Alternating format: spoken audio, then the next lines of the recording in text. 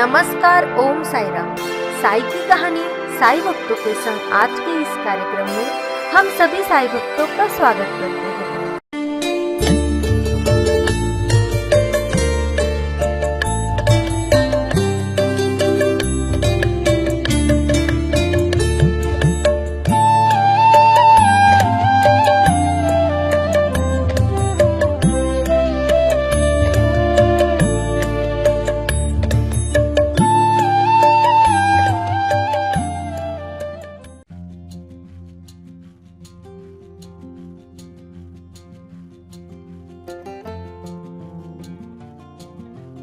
मैं रेखा पटेल सूरत से। सबसे पहले मैं मनीष जी का शुक्रिया अदा करती हूँ जिन्होंने हमें यहाँ इनवाइट किया। ज़्यादा समय नहीं ले लूँगी क्योंकि पीछे भी और कार्यक्रम है। तो मैं मेरे हाथ में ये साई सरोवर ग्रंथ जो 2 पार्ट में बटा है, ये 1500 पेज का ये ग्रंथ है। पार्ट 1 पार्ट 2 अभी गुजराती में अवेलेबल है और हिंदी का कार्यक्रम पूर्ण होने वाला है। हिंदी ट्रांसलेशन ये दीदी ने किया है, मिस्टर कौशिक पटेल, जो अभी बस एक बार तालियों से उन्हें भी बता दीजिए। इसके ये ग्रंथ के लेखक हैं श्री मगनलाल झरमनवाड़ा, यानी कि मेरे पिताश्री, इन्होंने ये ग्रंथ लिखा है। इस ग्रंथ में जो स्टोरी बाबा के बारे में बताई है, नई बिल्कुल स्टोरी है। साईं चरित्र में जो आती है, जो पीछे सब तस्वीर देख रहे हैं, इस सब भी देवोटी की जीवन चरित्र इनमें बताया गया है। जन्म से अंत तक का सबका जीवन चरित्र इन्हें बताया है। इससे प्लस आपने कहीं भी नहीं पढ़ी होगी, बिल्कुल नई बातें इनमें प्रस्तुत की गई है। जिसमें से आगे मेरे आगे जो बताया था, ये नुलकर जी के जो चौथे वारसदार वंशज ने बताया, श्री मोटा के बारे में बताया था उन्होंने कि मोटा तपश्चर्या कर रहे थे, तब उनको बाबा की अनुभूति हुई है। तो उसी बात को मैं थोड़ा सा आगे बताऊंगी कि जब मोटा साधना कर रहे थे तो उसमें कुछ गड़बड़ हो रही थी। फिर उनके ऊपर एक अज्ञात पत्र आया। अज्ञात पत्र में लिखा था कि तुम आप कराची आओ और गलती मत करना, ये मौका चुकना नहीं। मैं 60 रुपया 60 रुपीज़ भेज रहा हूँ साथ में, तो आप फौरन उड़कर मतलब विमान से कराची आओ। अरे मोटा सोच रहे हैं कि भाई मैं ये कौन है, मैं किसी को जानता नहीं, ये पत्र कहाँ से आया, क्यों है। फिर भी वो भी संत थे, उसने भी तय कर लिया कि मैं तो जाऊँगा कराची। फिर वो जिस दिन बताया था उस दिन वो कराची जाते हैं। कराची समंदर के किनारे बैठे थे वो पलाठी लगा के, तो एक फकीर सामने बैठा, इस जोर से बड़ा पत्थर मारे उनको। पत्थर एकदम यहाँ से निकल गया। नहीं, पहले तो बोले उनको कि भैया यहाँ क्यों बैठे थे। बोले कि मैं मस्त होने को बैठा हूँ। ये बोले कि मस्त लोगों की जगह है। तो बोला मुझे भी मस्त बनना है। बोला नहीं, तेरा काम नहीं है, तू उठ जा। तो फकीर वो बोला कि नहीं, मोटा सी बोले कि नहीं, मैं उठूंगा नहीं। तो फिर नहीं उठेगा, तो इतना बड़ा पत्थर लिया, जोर से लगाया, उनके बालों से मोटा को स्पर्श कर से निकल गया। जैसे उनके बालों को स्पर्श हुआ, उनके पूरे शरीर में इतनी अनुभूति, उसको साक्षात आध्यात्मिक ज्ञान की प्राप्ति हुई। फिर वही मोटा उसको समंदर किनारे मिलते हैं। फिर उनको स्टोरी बहुत बढ़िया है, इसमें मैं ज़्यादा तो नहीं कहती इसमें। फिर उनको कहते हैं कि आप ईदगाह में जाओ, नमाज पढ़ो। कराची में वो नमाज पढ़ना, वो भी हिंदू को बहुत बड़ी बात होती है। वो जाते हैं, नमाज भी पढ़ते हैं। फिर बाहर निकले तो बाबा खड़े थे। फिर उनको कहते, अगर मैं कहता हूँ मेरी आज्ञा सुनो, तुम यहाँ से दिगंबर अवस्था में पूरी कराची के रास्ते पर दौड़ो, भागो। बोले, उसका जो ड्राइवर बोलते हैं, ड्राइवर को आज्ञा करते कि आप जाओ घर पर, मैं आता हूँ। ड्राइवर बोले कि नहीं भाई, ये ऐसे यहाँ कराची में तुम ऐसे ओपन दौड़ोगे तो क्या पब्लिक हो। बोले जो होगा सो। पूरा दिगंबर हो गया मोटा, पूरे रास्ते पर दौड़ते हैं। जैसे रास्ते भागते थे उनको चारों ओर बाबा बाबा दिखते थे एकदम से। फिर वो घर पे आए, तब भी तक उनको मालूम था, इतनी स्टोरी बनी ये मोटा के साथ, तब तक उनको मालूम नहीं था कि ये साईं बाबा कौन है। फिर जो बताया था, सुबह में बताया था भैया ने कि अंगूठी में देखते हैं कि बोले ये कौन है। बोले इसका नाम साईं बाबा है। वो तो देव हो गए, 20 साल हो गए। अरे बोले मैं अभी 3 दिन पहले उनसे मिला था, और इतनी स्टोरी उनके साथ बनी। दूसरी बात यह है, जो साईं बाबा को हुए 100 साल हो गए।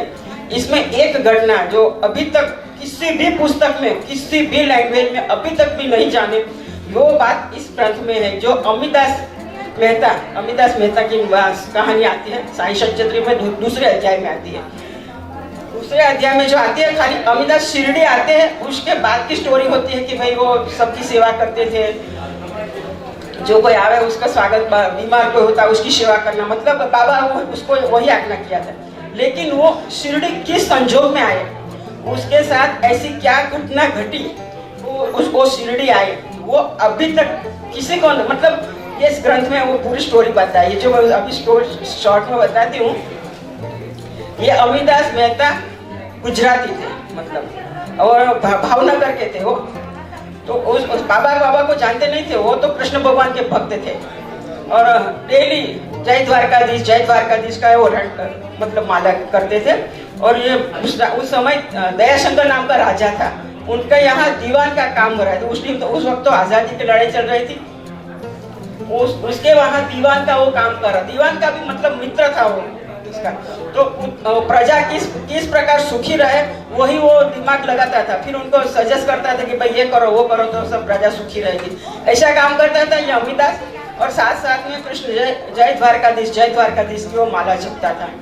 फिर और जैसे फ्री पड़े तो वो उसको शायरी लिखने का शौक था, मतलब गुजराती में हम साखी बोलते हैं, जो साखी लंबी राग से गाई जाती है, तो वो उनको साखी लिखने का बहुत शौक था।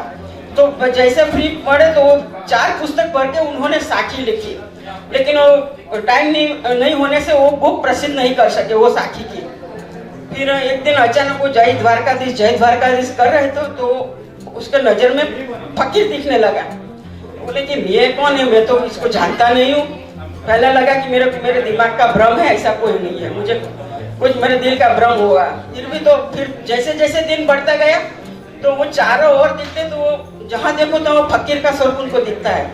ये क्या है, ये मैं जय द्वारकाधीश बोलता हूँ और ये फकीर मुझे क्यों दिखाई दे रहा है। वो समझा लग कि मेरे पीछे भूत पड़ा है, ये भूत मेरा पीछा नहीं छोड़ रहा है, मेरा ये भूत है। वो तो बिल्कुल टेंशन में आ गया कि बोले अब क्या करूँ। फिर तो जहाँ देखो वहाँ सुबह शाम जहाँ नजर करो वो फकीर दिखता है। एक दिन फिर बस टेंशन में सूख गया एकदम। और वो दीवान था, इसी वजह से किसको बोल नहीं सकता था कि मुझे मेरी ये तकलीफ है। तो बोले कि मैं अगर किसी को ये बात बताऊंगा तो लोग मेरी हंसी उड़ाएंगे कि यार कैसी बात करे, भूत की क्या बात करता है करके। न किसी को कह सकता था न सह सकता था। फिर अचानक एक दिन वो दयाशंकर उनको मिल जाता है, उनसे पूछता है कि भाई तू मेरे दरबार में तुझे क्या कोई तकलीफ है, तू इतना सूखा क्यों हुआ, तू इतना दुबला क्यों हो गया करके। तो एकदम से वो रो पड़ता है। बोले उसका मैं भूल गई बताना, अमिदास उसका नाम था अमृतलाल, उसका ओरिजिनल नाम था अमृतलाल। तो वो अमृतलाल से जाना जाता था। तो बोले कि पता नहीं बाप जी जाने दो ना, मेरे पीछे एक भूत पड़ा है और मेरा पीछा नहीं छोड़ रहा है, दिन रात मेरे पीछे भागते, मैं जहाँ देखूँ वहाँ मुझे वही दिखाई देता है।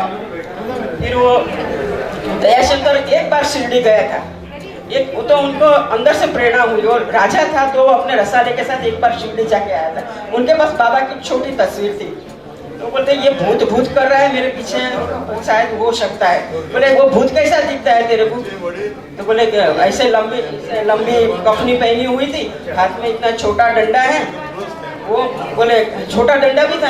हाँ वही भूत मुझे दिखता है करके। तो रुक जा करके अंदर जाते हैं, उसके पास जो छोटी तस्वीर थी वो लेकर आते थे, उसको दिखाया, देखो हाँ यही भूत मेरा पीछा कर रहा है, ये भूत मेरा पीछा नहीं छोड़ रहा है करके। अरे पागल, ये भूत नहीं है, ये परब्रह्म परमेश्वर है, उसका नाम श्री साईं बाबा है करके। फिर तो बहुत स्टोरी लंबी है। फिर उसने सोचा कि मुझे एक बार उनको मिलना चाहिए। राजा का वो दीवान था, तो उसे गाड़ी की सगवड़ मिली। 2-3 दिन, उस जमाने में तो रास्ता खराब थे, तो 2-3 दिन बाद वो शिरडी पहुंचे। जैसे वो शिरडी में गए तो बाबा द्वारका माई में बैठे थे।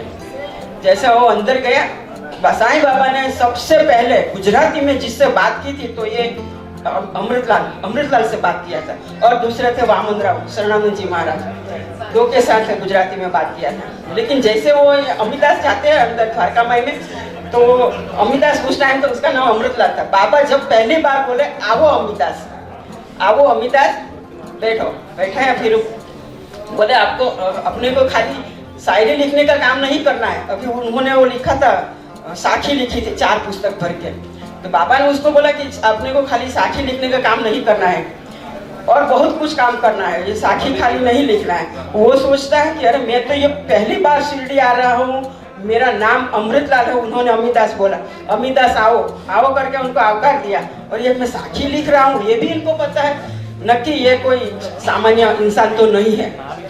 फिर तो वो स्टोरी बहुत है। फिर वो भावनगर अपना रजवाड़ा सब छोड़ देते हैं, फिर मुंबई शिफ्ट होता है। मुंबई से फिर शिरडी में आते हैं। शिरडी में बाबा से प्रतिज्ञा कर, बाबा से वचन लेता है कि बाबा मैं मरूं जब मेरी छेली आखिरी श्वास शिरडी में ही छूटे, ऐसी मेरे मुझ पर कृपा करो। फिर वैसा ही होता है। और अभी भी अमिदास की समाधि वहाँ पर है, जहाँ नानावली के बाजू में टेंडी बाग के पास, उसकी आखिरी श्वास। और बाबा ने उन्हें कहा था मैं और तू साथ में रहेंगे। तो बाबा की समाधि और इनकी समाधि नजदीक है, मतलब भक्त और भगवान साथ में रहे। देखो ये सुनते हैं ना कि भक्त भगवान के पीछे पागल होते हैं, लेकिन ये भगवान भक्त के पीछे पागल है। जो कोई जानते नहीं थे भगवान जी मोटा महाराज